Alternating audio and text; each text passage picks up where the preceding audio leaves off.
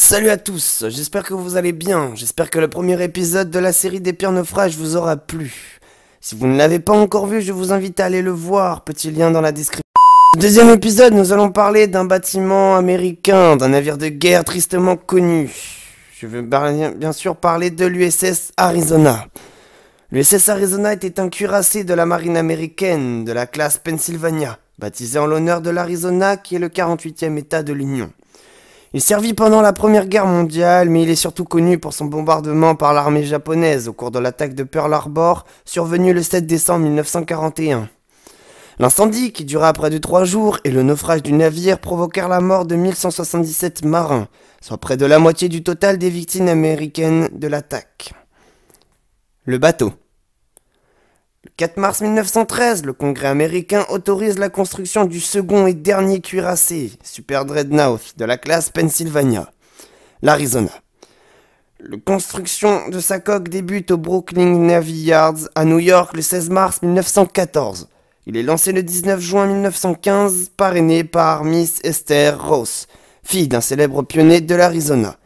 Il a été baptisé, non avec une bouteille de champagne, mais avec une bouteille contenant de l'eau du barrage Roosevelt nouvellement construit en Arizona. Le naufrage. Lors de l'attaque de Pearl Harbor le 7 décembre 1941, l'Arizona faisait partie des cuirassés mouillés à proximité de l'île Ford. Situé dans l'allée des cuirassés, il se trouvait à côté du Vestal, un autre croiseur.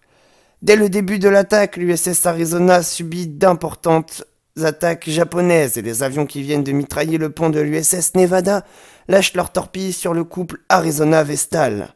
Une de ces torpilles touche le cuirassé au niveau de la tourelle, une autre le touche en son milieu. Avec 2 torpilles encaissées, l'Arizona ne tarde pas à subir des voies d'eau importantes qui le mettent bien à mal. Bientôt, l'Arizona se relève être la cible de bombes dont l'une détruit la tourelle numéro 4 et provoque un immense incendie. À ce moment, la chaufferie avant du cuirassé explose. On n'a jamais expliqué la raison de cette explosion, aucune bombe n'ayant touché la chaudière aurait pu exploser à la suite d'une inondation provoquée par les voies d'eau. Un incendie se déclare alors qui menace des soutes à munitions. Devant le danger, l'équipage décide de noyer ses soutes pour empêcher l'explosion, ce qui va alors signer la fin du cuirassé. Devant pareil désastre, les survivants ne peuvent empêcher le navire de couler. Les hommes choqués par les explosions se jettent à l'eau et tentent d'atteindre la rive. Ou alors tentent d'atteindre le Vestal. Néanmoins, malgré l'état désastreux du pont du navire qui émerge encore de l'eau, d'autres survivants continuent à tirer à la mitrailleuse. D'autres encore luttent contre le feu qui dévore le navire ou tentent de secourir des marins qui se sont jetés à l'eau. Pour le moment, l'Arizona compte 1177 morts et seulement 44 blessés sur les 1511 hommes d'équipage embarqués. Une proportion de blessés très faible par rapport au nombre de morts. Plus tard, à la suite de l'attaque, l'USS Arizona, contrairement à l'USS West Virginia, est complètement évacuée.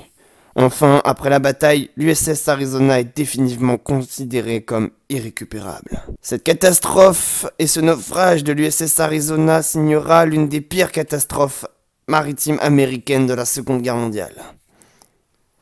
Voilà les amis, j'espère que ce deuxième épisode des pires naufrages vous aura plu. C'était assez compliqué, il y avait énormément d'informations sur ce cuirassé. Aujourd'hui, l'USS Arizona est encore visible à l'heure actuelle. Il est toujours dans le port de Pearl Harbor. Maintenant, si vous allez donc à Pearl Harbor, vous pouvez visiter le mémorial qui se situe juste au-dessus de l'épave, car l'épave est visible à l'heure actuelle. Le bateau a coulé en eau très peu profonde et on peut voir l'une des tourelles encore dépassées, enfin plutôt ce qu'il en reste. Voilà, j'espère que ce petit épisode, ce deuxième épisode vous aura plu. Si vous a plu, n'hésitez pas à me le faire savoir en mettant un like en bas de la vidéo et en me suivant sur mes réseaux sociaux et sur la chaîne YouTube.